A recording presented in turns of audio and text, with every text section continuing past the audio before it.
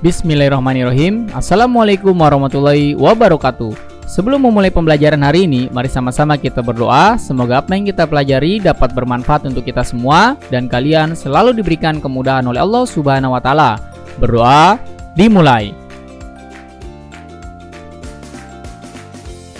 Mari kita mulai.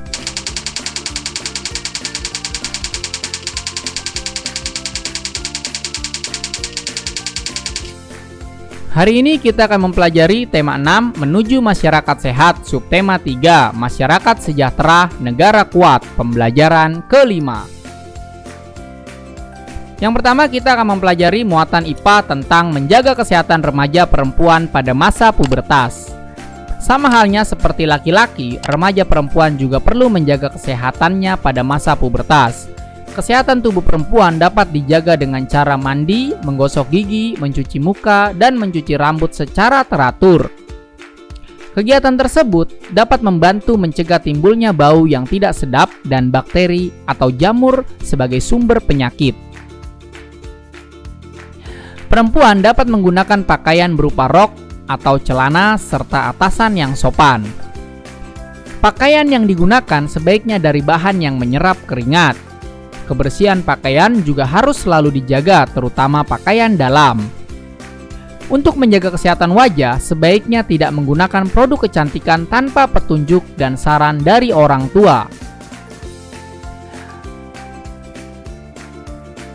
Dan ini merupakan contoh dari ciri-ciri perubahan fisik dari remaja perempuan dan akibat dari menggunakan produk kecantikan tanpa petunjuk atau saran dari orang tua. Hal ini dapat mengganggu kesehatan kulit seperti terjadinya alergi atau juga jerawat.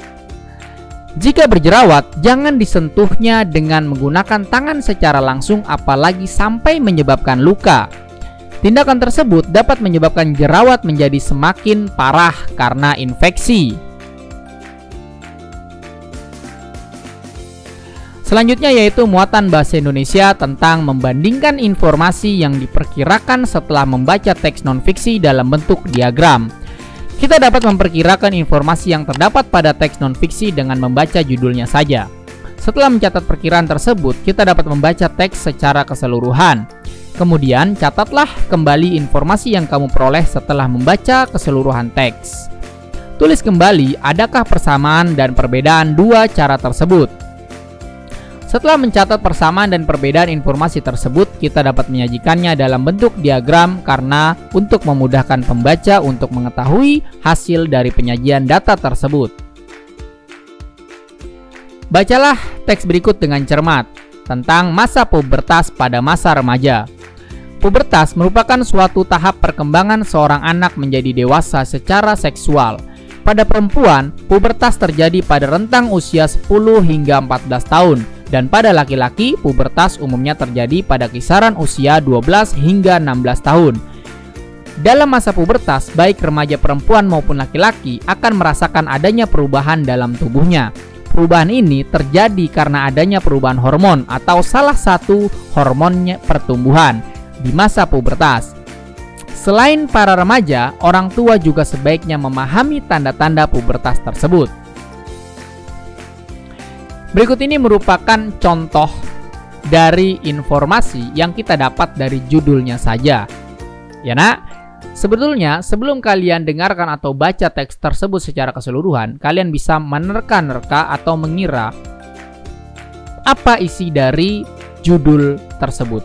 Masa pubertas pada remaja.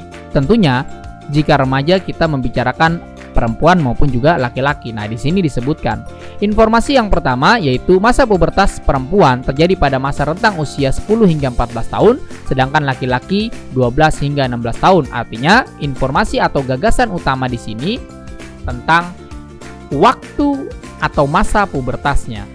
Sedangkan informasi yang kedua, remaja perempuan maupun laki-laki akan merasakan adanya perubahan dalam tubuhnya karena perubahan hormon. Itu juga merupakan informasinya.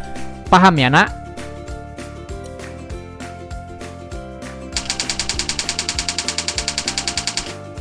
Terima kasih telah menyaksikan tayangan ini, kurang lebihnya mohon maaf. Apabila tayangan ini kalian rasa bermanfaat, silakan bagikan kepada orang lain, karena berbagi ilmu adalah pahala.